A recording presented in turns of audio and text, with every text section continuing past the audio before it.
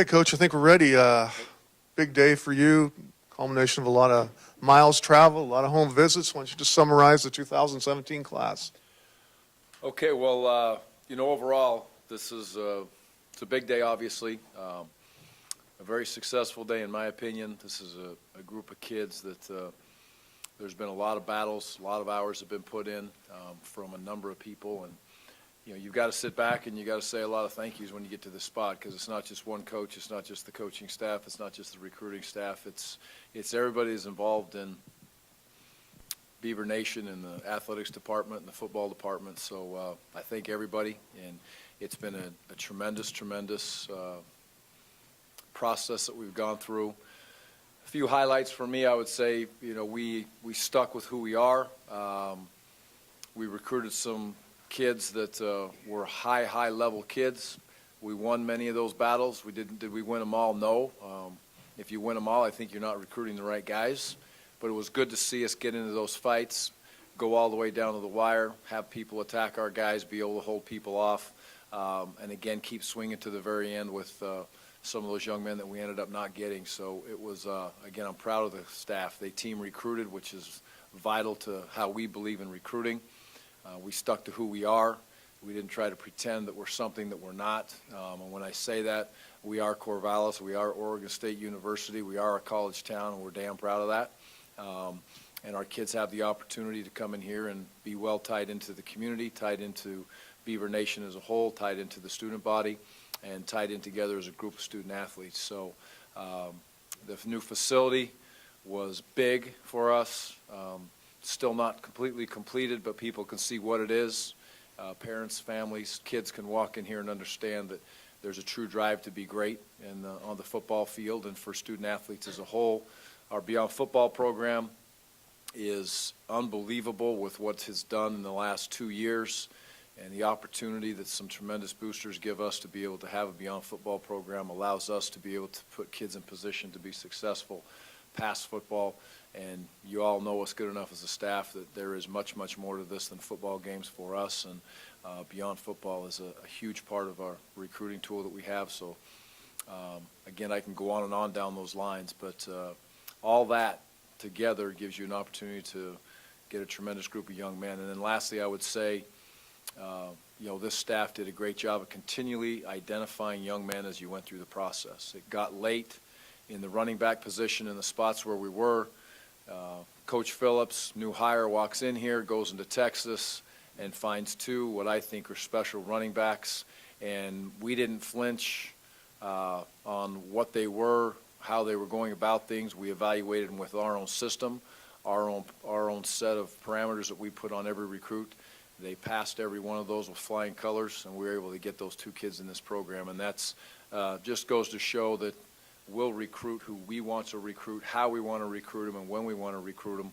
And don't worry about many outside influences that, quite frankly, I think you can get caught up in if you're not careful in today's day and age of recruiting. So it's a mature staff, handled it the right way, swung for the fences many times, but we're also stay with the grassroots of who we are as a program, and that's take the guys that we like and we identify and make sure that they fit our program to the best of our knowledge. So a long, crazy process. I can't say I'm glad it's over because I love recruiting, but I'm glad we're almost to spring ball. So questions?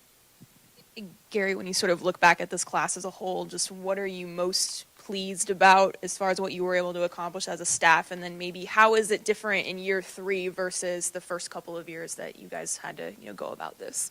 Well, we had plans and we had an attack to go out and where we had to get better. A year ago we said, hey, outside linebackers, mission accomplished. This year we set out and we've got to get ourselves in a position with the defensive backs to grow in numbers and grow in length and grow in speed. We did that, and by where they sit today signing the paper, we'll see as they move forward. But I think those defensive backs was big for us. The wide receiver position was another one. We wanted to create tremendous competition at that spot.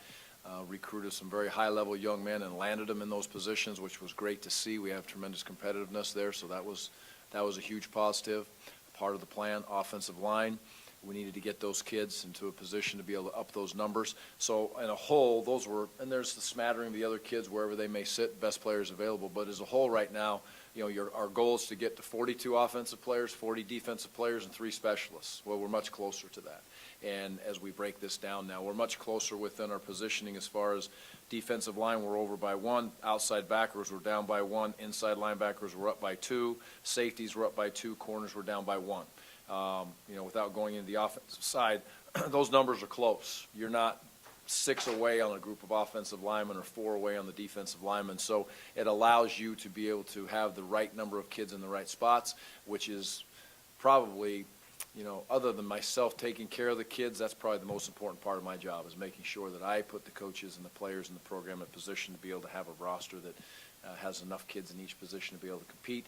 And then we're starting to balance ourselves out by year, sophomore, or freshmen, sophomore, juniors, and seniors. So that's been a huge positive. I would say that was big in this recruiting class, to filter ourselves into where we need to be, hit the targets that we wanted to hit. When you have when you get a commitment from a player, and how important is it to have players that actively recruit other players? That's a great question, and it's been interesting to listen to that in homes this year, in home visits. I get to go into each home one time. I get one shot on those kids' homes, and that's a crazy time to get to each one of them. But we're able to do that. But there is no doubt within this class there was some very powerful young men that they recruited each other. I encourage that. When I talk to them, obviously I don't control that. I can't make them do that, or I can't tell them to do this or to do that. But I talk to them as there's nothing more powerful in recruiting the kids. And that's the kids that are getting recruited still in high school or in junior college, and that's the kids on the football team. And in a couple different ways, that's very powerful, because they do get a bond, and they do get excited about, hey, this is our signing class. I want that. I like that. I think the relationships that our young men have when they come on campus and get with our players is vital. I listen to that information. When young men leave, they come up to our coaches, our current players come up to our coaches, and we want to hear, is that guy a fit? Is he not a fit? If they come in with high concerns, there's a pretty good chance that we're going to drop that kid and we're going to move on, and we're not afraid to drop kids. You get emotionally attached. If you get a red flag, you got to move on, because we know who we are and what we're about. So those ties within players to players, whether currently on the team, or if they are players that are getting recruited in the same year and the same time, that communication that they have can be special. And hopefully you're recruiting guys that want to communicate that way. Gary, when you look at recruits, and obviously you want guys to come play for you, but what's outside of, Oregon State's slogan is the best college town in the Pac-12, what's one of your biggest selling points to get recruits to come here? Well, there's the huge one is these kids have an opportunity to do special things and help Oregon State move themselves in position in the Pac-12 where everybody wants them to be, and the uniqueness of the new facility, the uniqueness of the Beyond Football program, the uniqueness of those kids getting themselves in a position to be remembered as a football team many, many years from now. To me, that is special, because no one's going to get this new facility again except for them. So it's a tremendous opportunity to be different and to be remembered in that way, and put themselves into a great spot within the Pac-12, not the Pac-10. And that's one thing. And then I always have to just continually say that the uniqueness of the fit of what you're looking for when we show, not sell kids, who we are, is special. This is going to be a family environment. You're going to be involved in the community. It's not your choice. And we show that to those young men when they come on their recruiting trips, and it's either going to hit them in the face very clearly with, yep, that's something that I like and I want to be part of, or nope, that's not what I want to be part of. And we make sure we share that message clear and early, because it's important. Some kids want to be in a big city. That's fine. That's okay. But that's not us. And, I can go on and on. So I think we're very fair, upfront, honest, truthful in recruiting. We don't try to put on a facade.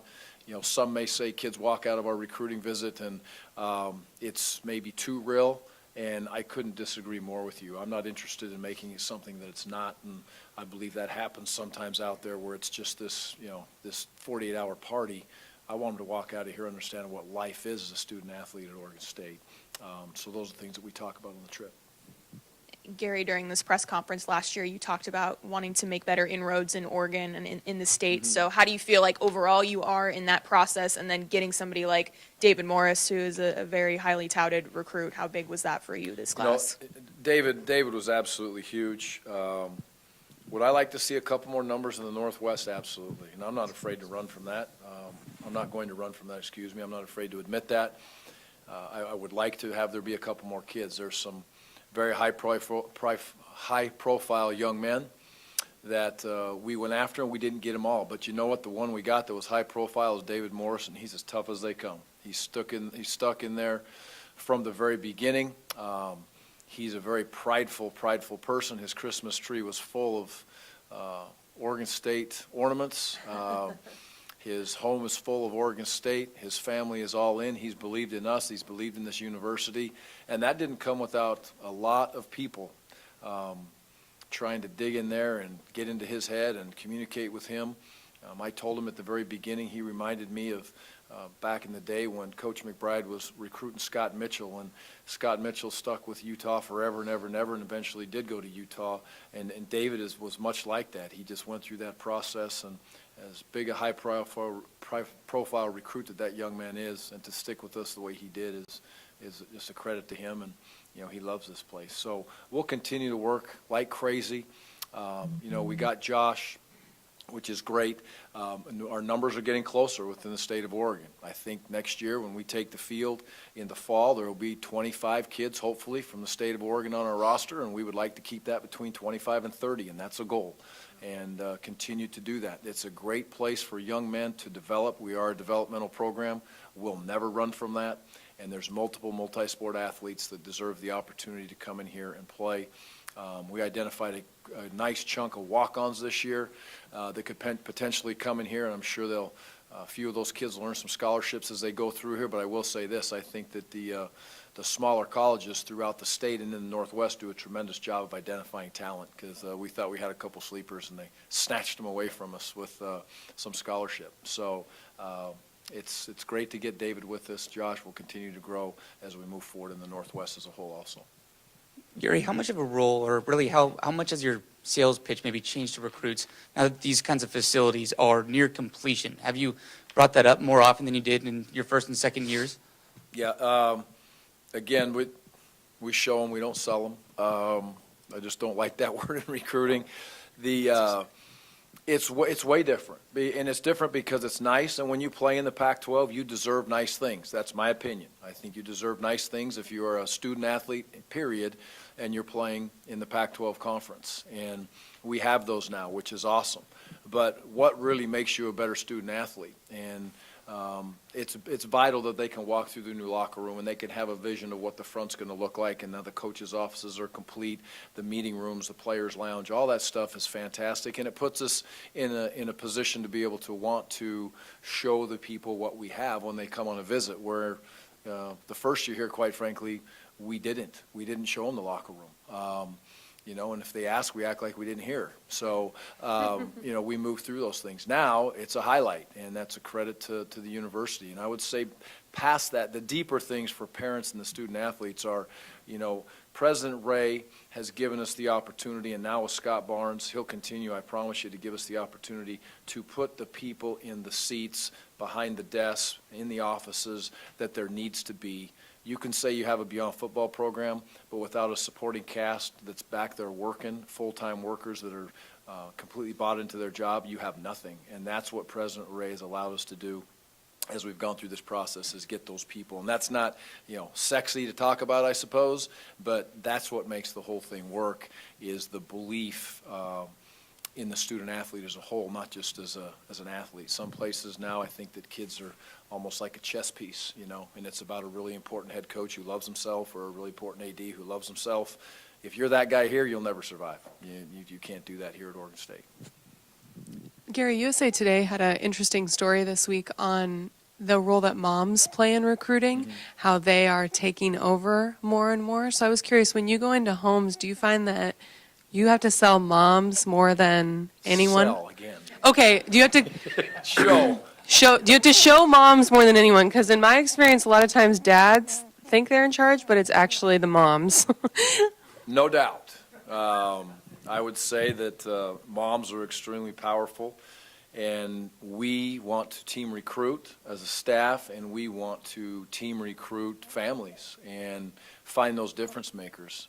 Moms are powerful, moms and dads also, but I would say from my own personal experience, when my kid got recruited, mom was much more important than I was. I remember my boys looking at mom and reaching out to them for the decision. So, there's a great example of that. Isaiah Dunn is a great example of that. You want to talk about a fantastic mom, powerful. There's a number of mothers that went through here, but she has raised him, and that kid, when we sat in that home visit, was looking at mom and really wanted to make sure that he was doing everything he could to make her happy. And, we had a great home visit, a great conversation. It all worked out for us, and we got him. But you better, if you've got a mom that's highly involved in the family, you better make sure that you communicate with her the right way and that it's a right fit for her kid. Gary, with Willie Taggart now at Oregon, it seems like the Ducks may have gotten a little bit of a different approach to recruiting using a lot of social media, and I guess this is more of a two-part question. One, how excited are you to sort of go up against Taggart in terms of battling for the in-state kids here in Oregon? And then two, do you feel any pressure to sort of use social media as a platform to go out and get recruits like he's done? I'd like to see anybody do better than us on social media. I don't know what it is. I don't have Twitter, so I couldn't really tell you, but I think we do a great job on social media. Oregon has a tremendous past with what they've done, and they've been a successful football team. They've had great coaches there in the past. I'm sure Willie's a great coach also as they go through, so it'll be an opportunity to continually, compete on the field and off the field. And I've only met him one time when we played in Wisconsin, shook his hand quickly, but I know that Telly Lockett was obviously on his staff. And, so getting into the wars of we're going to recruit how we recruit. We're not worried about what other people do, quite frankly, or how they go about it. We have an exact plan. I think that plan, throwing that highlight tape of those kids right there and you watch it from this recruiting class, I think if you know much about football, you'd agree that those are talented young men. Now, what they do and how they go about it and how they grow and where they put themselves in position to move through the Pac-12, time will tell in all the recruiting classes. But I think Vince Kent and his staff are on the cutting edge in recruiting, will continue to be. Gary, that it seems more and more likely that an early signing day is probably going to be coming down the pike as far as high school kids also, being able to sign in December most likely. Just kind of what is your stance on that, and maybe how do you foresee that if that does end up going all the way through, that changing maybe things next year? Well, if we just let's just take the one they're talking about right now, so you can sign on the JC day, right? So whatever day that is, middle of December, that those young men can sign early. I think it's a fantastic idea. It's one I've been in favor of for 5 years. It's one I've sat for the last 5 or 6 years and listened to us all talk about doing it, and then we leave the meetings and nothing ever happens. So I hope this is the time this year that it happens. It's good for everybody. It's good for the young men. It's a great position for them to be in, to sign that piece of paper. It clears up the whole recruiting process, if you will. They've already taken enough days away from us, in my opinion, in recruiting, and really condensed the time frame as far as the number of days you can be out on the road. And if those kids were to sign in December, it takes them off the board if they're not on your board, if they've signed. But if they're on your board, you don't have to go see them every week. So your time production can really be effective in a lot of different ways if we have the early signing day. I'm in favor of all those things. I think it's important that we give these kids the opportunity to sign early. If we're going to talk about pushing it even farther back, then we've got to talk about summer visits, because you can't ask kids to sign basically before they really even take official visits. So all that is a big piece to the puzzle. But I'm a proponent of, let's take step one in the early signing period, stop talking about all the 16 steps that have to take place, do something, then we'll react from there as we move forward.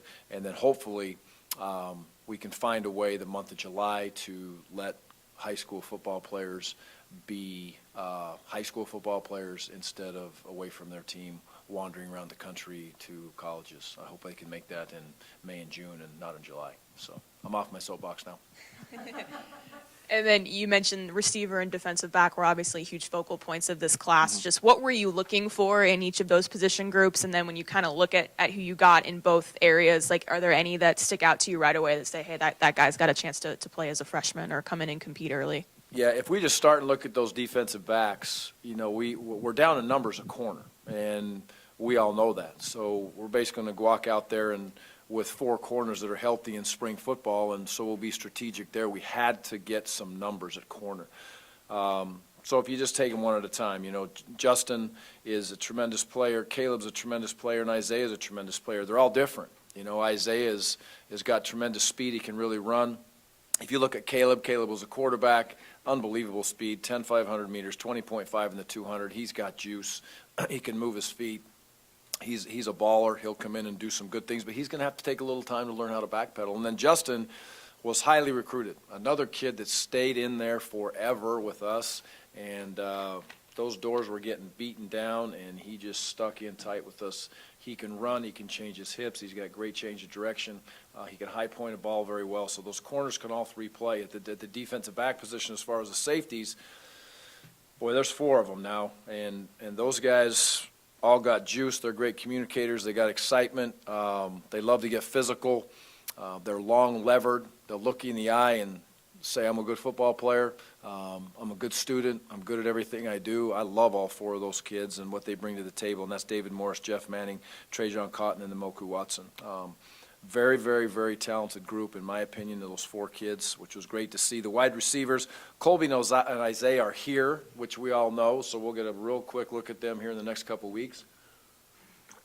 I expect them to both be players that can help us this spring and move into the fall and be contributors. That's the plan. So we'll see where they go. Champ is got juice, energy, excitement. If he walked in here right now, he'd be the focal point of the room in 5 minutes. Just his energy, his excitement for life, his care factor, and he's a playmaker. And first thing you're going to do is look at him and say he's little, and that's the first thing he wants you to say about him, because all you're going to do is piss him off.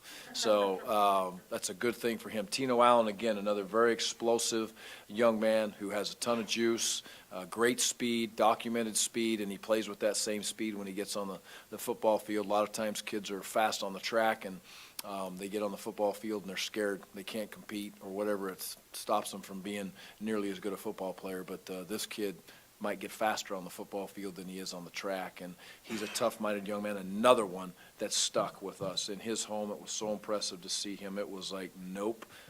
He reminded me of going into AP's home last year. It was like, we're going to Oregon State. Why? Because that's where we said we were going to go.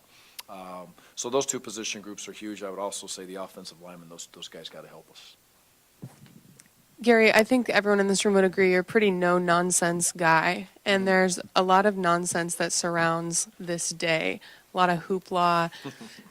That's the understatement of the I word. can't really imagine a kid who commits to you wanting to, like, do a video announcing stuff, but would you discourage someone from doing that, even maybe at the risk of them deciding they don't want to play for you? No, I wouldn't do that. You're a no-nonsense girl too, right? So away we go. Yeah, no doubt. Okay. There's some fun ones out there. In fact, there's a couple of them. I thought the kid from Stanford today, that's pretty creative now. Snowboard, flipping it up and jumping, that's pretty cool. So, you know, there's some of them I look at that I think are pretty cool. Some of them maybe not so fast. But would I discourage a kid from doing that? No. You know, there's time to have fun, and if you think that having fun on your signing day is something that you want to be part of, you know, some of the drama things, you know, I love Kalani, but you know, a helicopter, I mean, that's a little over the top. So that's an interesting one to me, but it is what it is. Sort of, and just how all that's going, just because everything's so different this year. Yeah, it is very different. I think our kids, again, have handled the difference very, very well, which is it's great to see. We always want to throw some curveballs at them, and this year this curveball is definitely best for this team. Next year we'll decide if it is or not. But the reports back are that the kids are functionally moving through this 6-week period very, very well. And they're prepared for that. You know, the challenge is now is to mentally be prepared and physically to be prepared for spring ball. And, you know, carry yourself as a professional student athlete. You eat right, you sleep right, you train right, you go to school the right way, you set high goals for yourselves. You know, we can go on and on. And we seem to be in a good position. I'm looking forward to getting it as we move forward, but I expect it to be physical, tough, and a spring that you better strap it on every day or it's probably not going to be a good day for you. At my office yesterday, and he's Seth. He's got his weight has really improved, and he's proud of that, and he should be. He's bright-eyed. He's working his tail off. The biggest thing I always keep telling Seth, I said, Seth, you're such a competitor. Seth is, and where he's moving. I don't know that whole